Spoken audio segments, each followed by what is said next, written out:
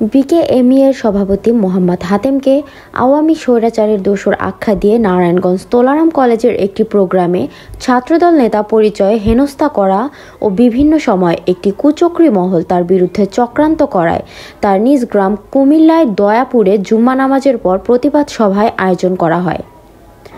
এতে বক্তব্য রাখেন কুমিল্লা ৬ আসনের সাবেক এমপি মনিরুল হক চৌধুরী। তিনি বলেন, মোহাম্মদ হাতেম কখনোই কোনো রাজনৈতিক দলের সাথে সম্পৃক্ত ছিল না।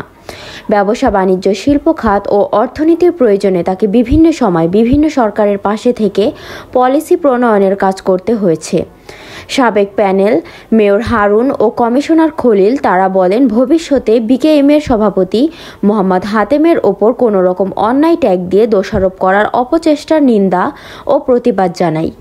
এতে বক্তব্য রাখেন কুমিল্লা ৬ আসনের বিএনপির ঘোষিত প্রার্থী মনিরুল হক চৌধুরী।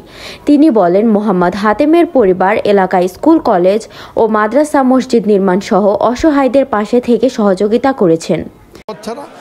আর হলো সংগঠনকে বাঁচিয়ে রাখা, সে বিকেএমইকে বাঁচিয়ে রেখেছে যে বাংলাদেশের টেক্সটাইল সেক্টরের ব্যবসার সমৃদ্ধির কৃতিত্ব তার সম্পর্কে এই সমস্ত কথা কেউ বললে এটা অন্যায় করে হয়েছে।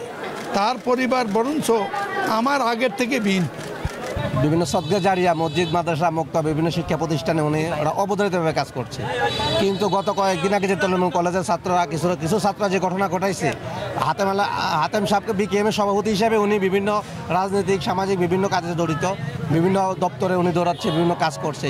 এই বিদায় যে উনি কোনো দল করে আমাদের দেখা এবং কি জানা, দীর্ঘদিন থেকে কুমিল্লাতে উনি কখনো কোনো দলের সাথে সম্পৃক্ত ছিল না।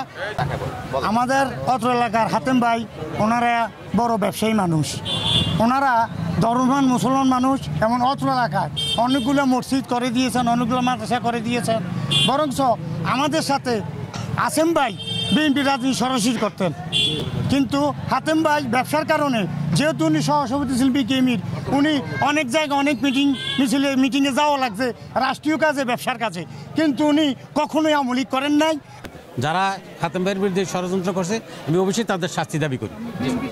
বিকেএমইকে ব্যবসায়ী সংগঠনকে পরিচালনার জন্য একজন দক্ষ ব্যবসায়ী দরকার, যার সাথে ব্যবসায়ীদের শুধু নেটওয়ার্ক আছে, এমন একজন লোককে তারা প্রয়োজন ছাড়ার জন্য এই পথ ক্রিয়েট করে কিন্তু ওনাকে রাখা হয়েছে।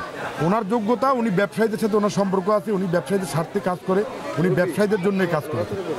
এই যোগ্যতার কারণে যদি ওনাকে কেউ রেখে থাকে, এটা তাদের ব্যাপার। কিন্তু বিকেএমইর সভাপতি পদ এটা দখলে ছিল গত 15-17 বছর, আওয়ামী লীগের দখলে ছিল। ওখানকার স্থানীয়রাও জানে, সারা দেশবাসীও জানে। এই পরিবারের আওয়ামী লীগ না, কোনো রাজনৈতিক দলের সাথে তাদের সম্পৃক্ত নাই। আমি বললাম একটু আগে যে সাহেব তিনি বিএনপির সরাসরি নেতৃত্বে ছিলেন, এবং ওনাদের যে বড় ভাই ছিলেন মাওলানা আব্দুল সালাম সাহেব, উনি এই এলাকায় একজন দানবীর হিসেবে পরিচিত। ব্যাপকভাবে ওনার দান খারাপ, ব্যাপকভাবে এলাকার মানুষের কাছে দান বিক্রি করতেন।